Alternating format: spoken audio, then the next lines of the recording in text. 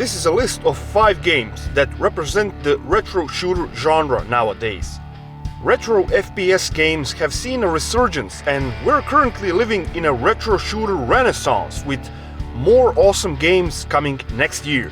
To start off the list, let's go with number 5.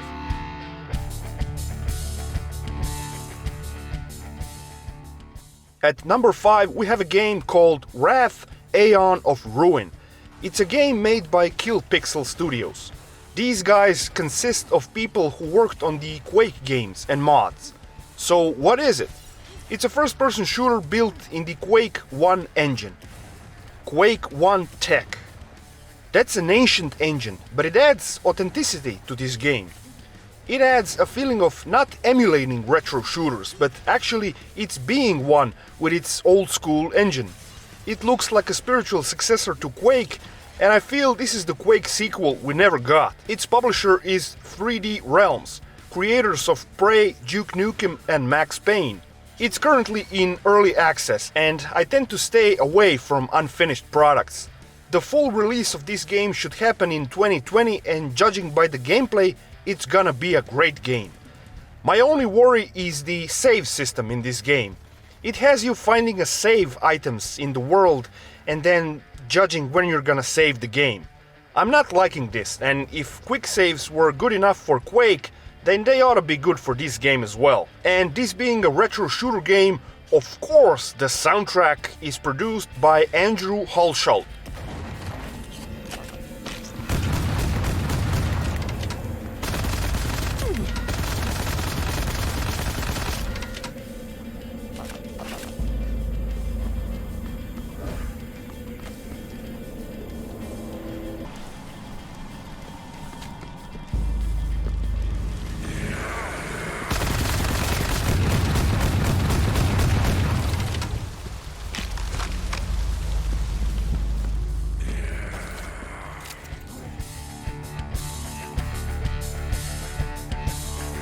At number 4 we have a game called Proteus.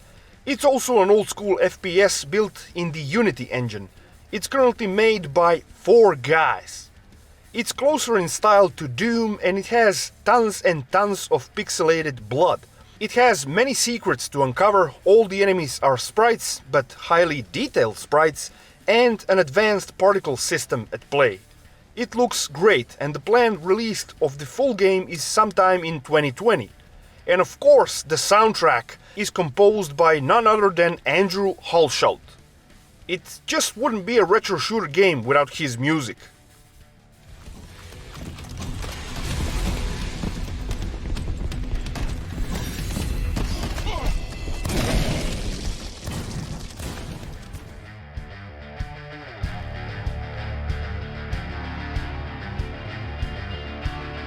At number 3 we have a game called Ion Fury. Developed by Voidpoint Games and published by 3D Realms, it's a game made in the build engine, albeit a heavily modified version of the build engine. It features a female protagonist named Shelley Bombshell Harrison, on her way to liberate the city of Neo-Washington DC of evil dudes and the evil mastermind behind this, Dr. Jadis Haskell. It has frantic action, detailed sprites, good-looking low-poly texture work, unique weapons and interesting levels. It's about 10 hours long in terms of length, and it's available on Steam. I have a detailed review for this. I'll put a link in the description if you want to check it out. This is the only game on our list that the soundtrack isn't produced by Andrew Hulshult, but it's still a good soundtrack, made by Jarkko Rotsten.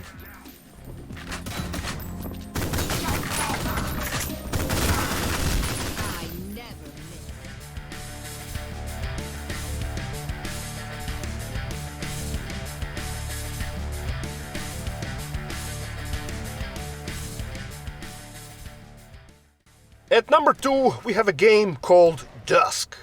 It's a game made in Unity engine by just one guy, David Szymanski. It features 3 distinct episodes with 11 levels each. It has you playing as Dusk Dude, a treasure hunter massacring tons of demonic creatures. Fast-paced gameplay, secrets, fast movement through bunny hopping, cool weapons and frantic blood-soaked gunplay. What's not to like? It's available for purchase on GOG and Steam for a relatively low price. I have a detailed review for this if you want to check it out.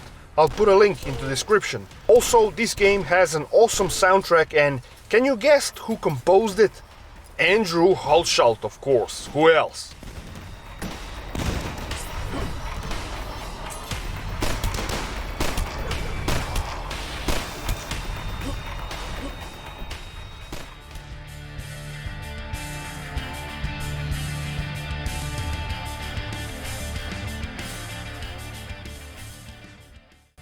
At number 1, we have a game that is best of the bunch, in my opinion. All the games I listed are great, but this one is really something special. It's called Amid-Evil. It's close in its gameplay to Hexen or Heretic. It has dark fantasy weapons and the story is thin, like in most games of this type.